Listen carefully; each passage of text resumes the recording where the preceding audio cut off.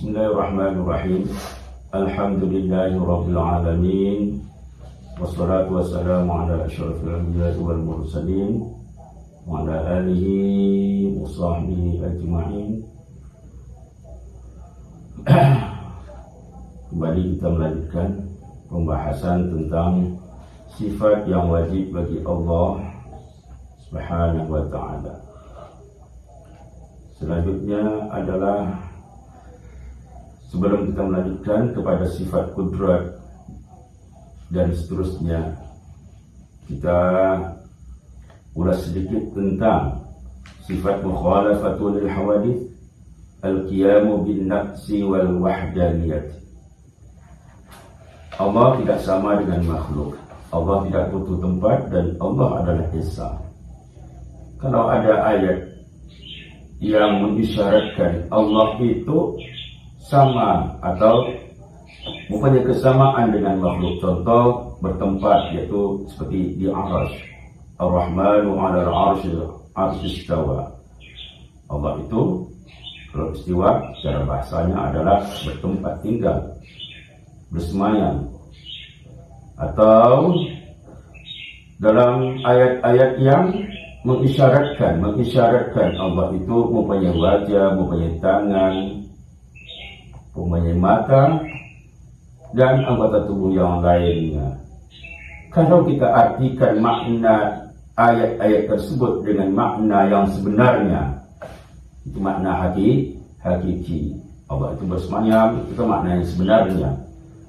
Allah mempunyai wajah, itu makna yang sebenarnya. Ini bertentangan dengan ayat yang muhkamat.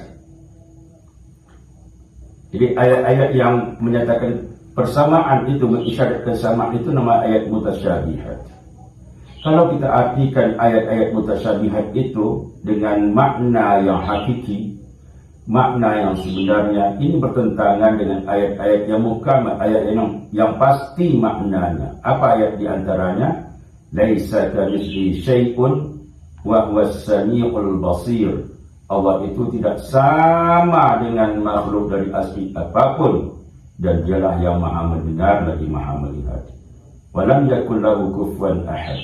Itu adalah ayat yang muhkamat. Allah itu tidak ada bandingannya, tidak ada serupanya dengan makhluk.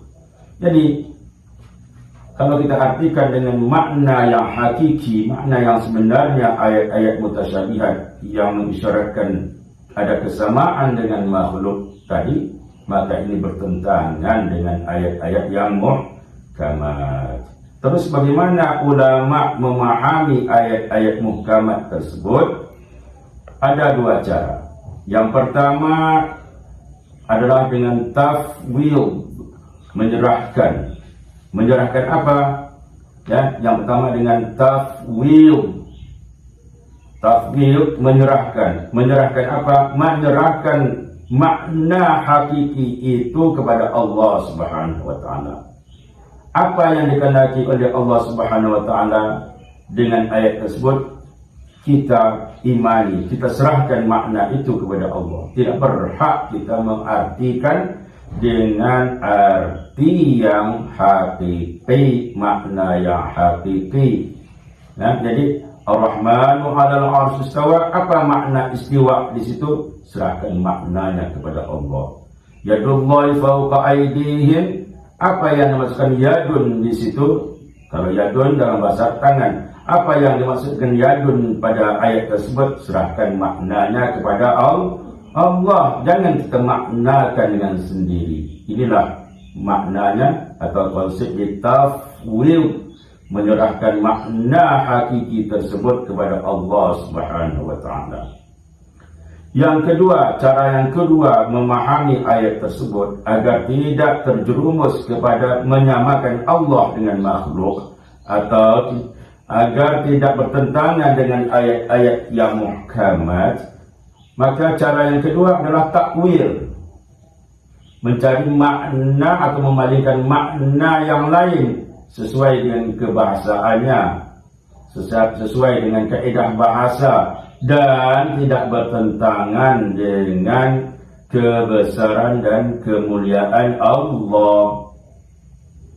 Istiwa Kalau diartikan secara bahasa, menurut bahasa ya diantaranya bertempat tinggal, bersemayam, ya, menetap dan seterusnya. Terus bagaimana ditakwilkan ayat tersebut? Ya, itu diartikan atau ditakwilkan dengan menguasai. Allah itu menguasai arash. Wajah Allah itu apa? Zat Allah itu sendiri, bukan muka. Ya, tapi ditakwilkan dengan zat Allah. Inilah makna takwil, memalingkan makna itu kepada makna yang lain sesuai dengan kaidah bahasa dan sesuai dengan kebesaran keagungan Allah Subhanahu wa taala. Faham ya? Jangan kita terjumus memahami ayat-ayat mutasyabihat ini dengan makna yang sebenarnya. Maka ada dua cara, yaitu tafdil dan takwil. Selanjutnya kita masuk dalam sifat yang ketujuh, yaitu kudrat. Kudrat artinya berkuasa. Allah itu maha berkuasa. Asas firman Allah, dalilnya wa huwa ala kulli syai'in qadir. Sesungguhnya Allah adalah berkuasa atas segala sesuatu. Yaitu Allah Ta'ala qadirun ala kulli syai'. Allah Subhanahu wa Ta'ala itu berkuasa atas segala sesuatu. Kalau Allah tidak berkuasa, bagaimana ada alam ini? Tentu dengan kekuasaan Allah menciptakannya. Tak mungkin ya tanpa ada kudrat, kekuasaan Allah ya dalam menciptakan alam ini. Tentu ada sifat kudrat bahwa Allah maha kuasa. Dan kekuasaan Allah ini adalah mutlak, la yu'jizuhu syai'. Allah itu berkuasa dan tidak ada yang bisa atau melemahkan Allah. Oleh segala sesuatu apapun tidak bisa melemahkan Allah. Jadi kekuasaan Allah adalah kekuasaan mutlak, tidak ada batasnya. Wa qudratullah, dan kudrat Allah itu tamah. Dan sifat kudrat Allah, kekuasaan Allah itu adalah sempurna. Apa yang dimaksudkan sempurna? Yang dimaksudkan sempurna bahwa wal qudratu, sifat kudrat ini tata'allaqu bil jaizat faqat, terkait atau takluk kepada sifat-sifat yang jaiz saja. Sifat jaiz apa? Sifat jaiz itu Allah itu melakukan atau tidak melakukan terhadap sesuatu, itu terserah dari kehendak Allah. Tidak ada paksaan bagi Allah. Allah itu mampu menciptakan kita lebih hebat dari sekarang, menciptakan kita pintar, kaya, dan menciptakan seseorang juga bisa miskin, ya, bisa tidak kaya dan tidak pintar dan seterusnya. Ini adalah sifat-sifat yang terkait dengan sifat-sifat yang jaiz. Jadi sifat kudrat ini adalah sempurna. Kenapa? Karena terkait dengan sifat yang jaiz. Sifat jaiz ini terkait dengan makhluk. Tidak terkait wala tata'allaqu biwajibil wujud. Dan sifat kudrat ini tidak takluk atau terkait dengan sifat wajib. Wala bimustahil wujud, dan tidak pula terkait dengan sifat-sifat yang mustahil bagi Allah. Ya. Kenapa? Karena kalau terkait dengan sifat yang wajib dan mustahil mengurangi kesempurnaan Allah. Apa contohnya? Apa contoh sifat yang wajib? Wujud. Apa itu wujud? Ada. Adanya bagaimana? Tidak ada permulaan. Kalau kita bertanya atau kalau seseorang bertanya, mampukah Allah menciptakan suatu zat yang ada seperti zat Allah? Tidak. Ya, kenapa? Karena kalau ada seperti itu berarti mengurangi kesempurnaan Allah, karena ada yang sama dengannya. Paham? Jadi tidak terkait dengan sifat yang wajib atau sifat yang mustahil. Allah mempunyai anak. Kan mustahil ya kan? Kalau ada yang bertanya, mampukah Allah menciptakan anak untuknya? Apakah boleh pertanyaan seperti itu? Tidak, karena ini adalah mengurangi kesempurnaan Allah, karena Allah butuh anak. Jadi sifat kudrat itu merupakan sifat yang tammah, sifat yang sempurna, karena sifat-sifat kudrat ini terkait kepada sifat-sifat yang jaiz saja, di mana sifat yang jaiz ya terkait kepada makhluk, ya, tidak terkait dengan sifat yang wajib dan tidak terkait dengan sifat yang mustahil. Ya, itulah yang dimaksudkan sifat kudrat. Nanti dipahami kembali. Yang kedelapan adalah sifat iradat. Sifat iradat artinya berkehendak. Allah berkehendak, maha berkehendak.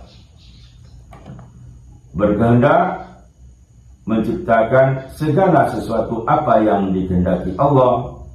Kalau Allah menghendaki terciptanya sesuatu, ya cukuplah Allah mengatakan atau berfirman seperti dalam firman Allah Subhanahu wa taala, qala ta'ala, innama amruhu idza arada syai'an an yaqula lahu kun fayakun. Sekiranya Allah hanya bahwa urusan Allah, perintah Allah, apabila dia menghendaki sesuatu, menciptakan sesuatu, ayyaqula lahu kun fayakun. Kun fayakun. Cukuplah Allah berfirman atau mengucapkan kun, maka jadilah. Jadi apa yang dikehendaki Allah, maka jadilah sesuatu yang dikehendaki oleh Allah Subhanahu wa taala. Qala ta'ala, wa ma tasha'una illa an yasha Allah. Mereka tidaklah berkehendak dan yang kecuali Allah lah yang berkehendak. Jadi yang memiliki kehendak secara mutlak adalah Allah Subhanahu wa taala. Ini juga termasuk sifat yang tammah. Annahu ta'ala, bahwa Allah Subhanahu wa taala yujidu ma sabaqat bihi iradatuhu. Yujidu, menciptakan, mengadakan sesuatu di alam ini. Apa yang diciptakan di alam ini? Ma sabaqat bihi iradatuhu, sesuai dengan kehendak Allah. Bahwa kehendak Allah itu telah tertulis di Lauhul Mahfuz 50.000 tahun sebelum alam ini diciptakan.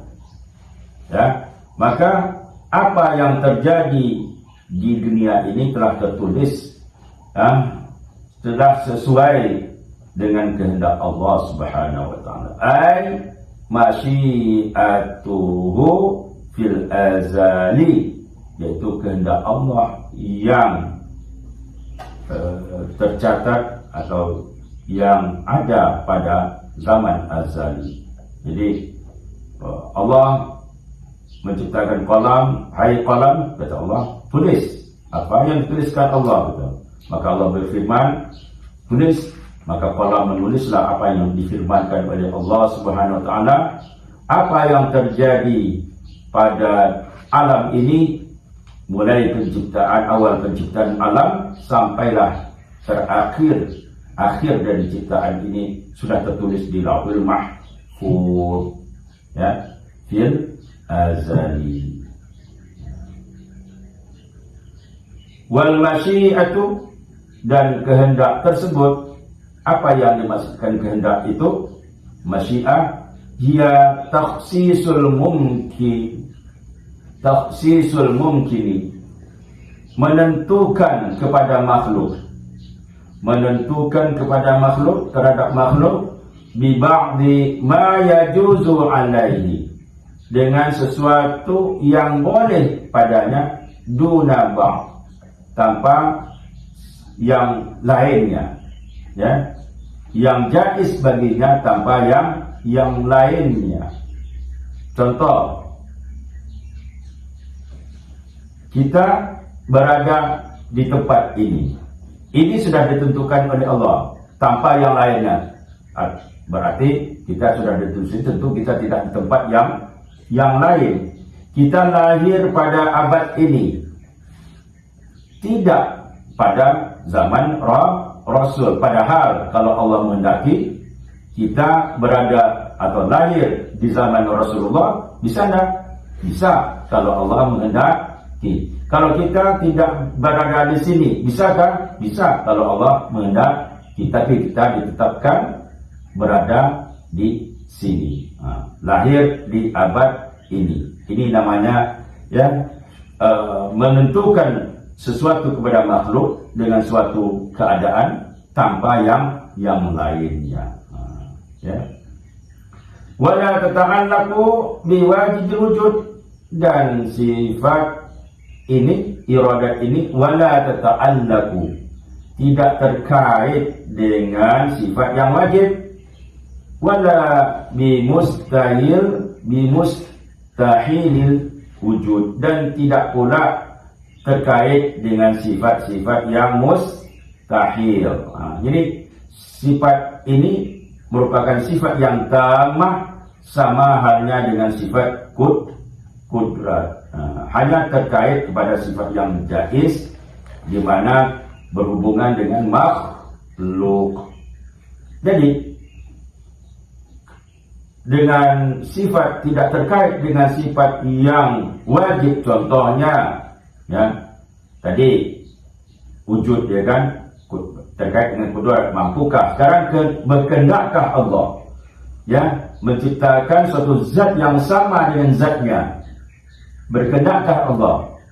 Ya, ini adalah tidak mungkin. Karena apa? Karena ada bandingannya, ya, dan ini adalah, ya, mengurangi kesempurnaan Allah. Begitu juga pada sifat mustahil, mempunyai anak. Maukah Allah, berkehendakkah Allah menciptakan anak untuknya? Ini juga, ya, tidak mungkin, karena kalau ada seperti itu berarti mengurangi kesempurnaan Allah, ya, karena Allah tidak butuh kepada makhluk, tidak butuh kepada anak. Allah adalah zat yang sempurna, yang tunggal. Jadi sifat iradat juga merupakan sifat yang tamah, sifat yang sempurna, hanya terkait dengan sifat yang jaiz, tidak terkait dengan sifat yang wajib dan mustahil. Sudah sampai sini, insyaallah besok kita sambung lagi. Subhanallah wa bihamdika, asyhadu an la ilaha illa anta, astaghfiruka wa atubu ilaik.